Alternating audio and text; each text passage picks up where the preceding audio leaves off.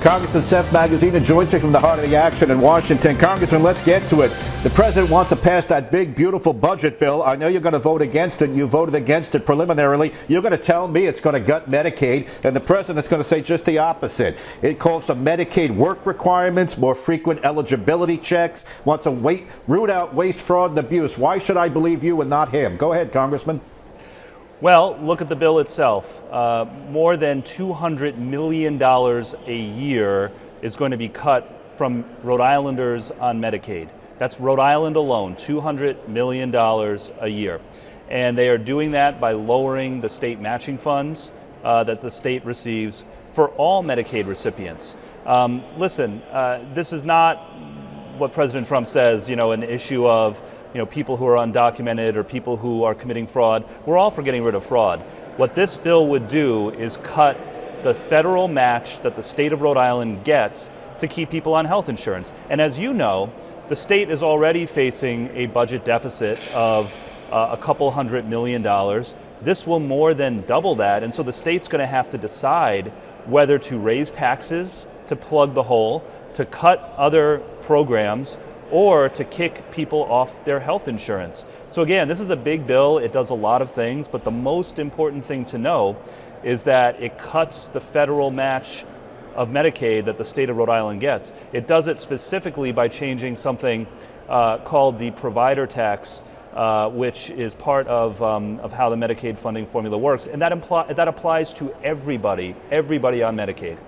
All right, so you're saying you found the cut. The president is not being forthcoming when he says he's not going to cut Medicaid.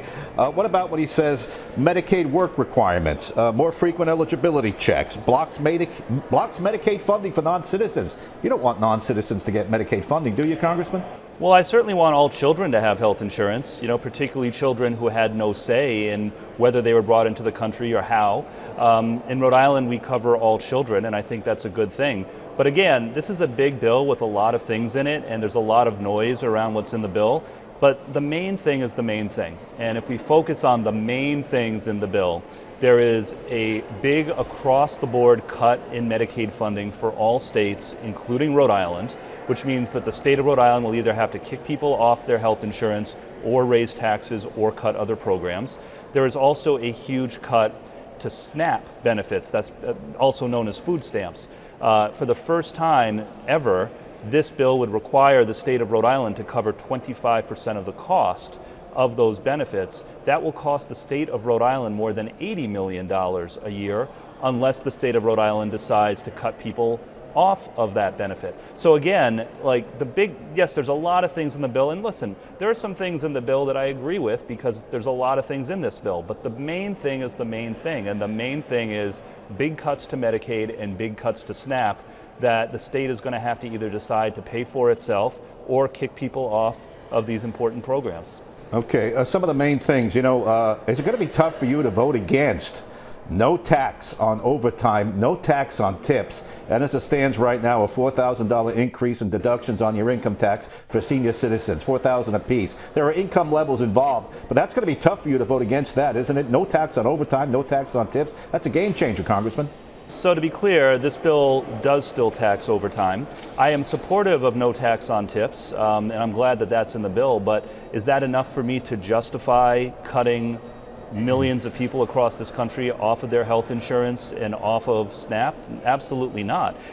And unnecessary. There were amendments put in by Democrats that would apply the tax cuts only to people making less than $1 million a year. Republicans voted against that. They also voted against an amendment to apply tax cuts only to people making less than $10 million a year. If they would just target these tax cuts at working people, middle-class people who actually need it, and not include the tax cuts for the rich, they wouldn't have to do all these cuts to Medicaid and SNAP. There's a way to do middle-class tax relief, which I support, no tax on tips and overtime, and not have to cut vital programs. The way to do that is by asking the people making the very most, millions of dollars or billions of dollars a year, to pay their fair share. Okay, Congressman, let's go to yesterday's executive order on cutting drug prices. The president says with the swipe of a pen, I'm cutting drug prices 30 to 80%, about 59% on average. Do you have some common ground with him there, provided this can be pulled off? Well, yeah. I mean, there's an important word that was in that executive order that has a big impact, and that word in the executive order is voluntary. It's asking the drug companies to voluntarily cut their prices 30 to 80%. We all know that's not going to happen. But what I would support is codifying the policy in law so that it actually would be binding. I think, finding a way to lower drug prices that actually has some teeth to it is something that I would support. I think it was a big step forward in the last administration when we started allowing Medicare to negotiate prices with the drug companies. That's been a positive development, and we should keep that going. And what President Trump has been talking about is something called most favored nation for drug pricing. That's something that I think is worth a look. But again, to be clear, the executive order is meaningless because it's just voluntary. But the idea behind it is one that I think warrants real consideration, and I hope my colleagues in Congress will consider it. What's interesting is that, my Republican colleagues here, they're pushing these cuts to Medicaid, they're pushing these cuts to SNAP.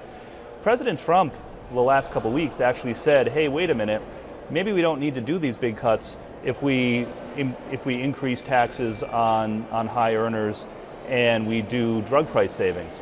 And the Republicans in Congress actually said no to that. My Republican colleagues who usually don't have the courage to stand up to Donald Trump when he goes and does something that's ill-advised, finally found the courage to stand up to him when he said maybe we should have the people at the top pay their fair share. It's unfortunate. All right. You're talking about colleagues, Republican colleagues don't have the guts. Let me talk about your Democrat colleagues, and let me ask you this question. The media is abuzz this week with new books coming out about Joe Biden's competence, his diminished capacity. Congressman, should you have said more early on about the president's concerns about the president's? Were you part of this larger wink, wink, nod, nod, let's just push them through kind of conspiracy that I'm hearing about? Well, I don't know about conspiracy. What I do know is, it was the right decision for President Biden to step aside and to allow Vice President Harris to be the nominee. Obviously, I wish that the result of the election had been different, and I also wish that President Biden had done it earlier. As a relatively junior member of Congress the last couple of years, I didn't spend a lot of time with the president. I saw him at the State of the Union address where he actually performed pretty well, and I saw him a couple times in passing at the White House Christmas party, but it's not like I was spending a lot of time with him. That being said, I think he should have stepped aside earlier so that there would have been time for there to be a real primary to replace him, because I think that, speaking not only as a Democrat but as an American, you want the strongest candidates to come forward, and the primary process is usually good for weeding out who the strongest candidates would be. And maybe it still would have been Vice President Harris, maybe it wouldn't, I don't know. But yeah, I wish he had made the decision to announce that he was not going to run for re-election earlier, so we could have had a real primary process. Okay, fair enough to you. You're right. You're not with the president all the time as a freshman member of Congress, but others in the delegation were, and I asked repeatedly, our senators, and even Gabe Amo worked with them at one point, why didn't anybody step up and say it's time to go? He apparently, according to new books, he was diminished from the start. Should your party collectively have done more? And take 20 seconds and I'll let you go to work, Congressman. Yeah, I'll just say again, I don't know who was close to the president and what they saw. I just know that I wish that he had decided to step aside earlier.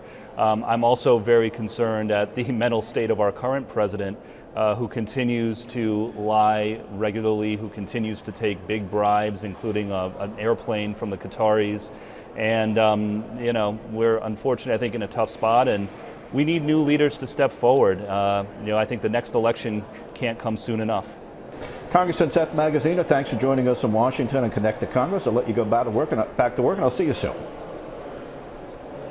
All right, thanks for having me, Gene. Appreciate it.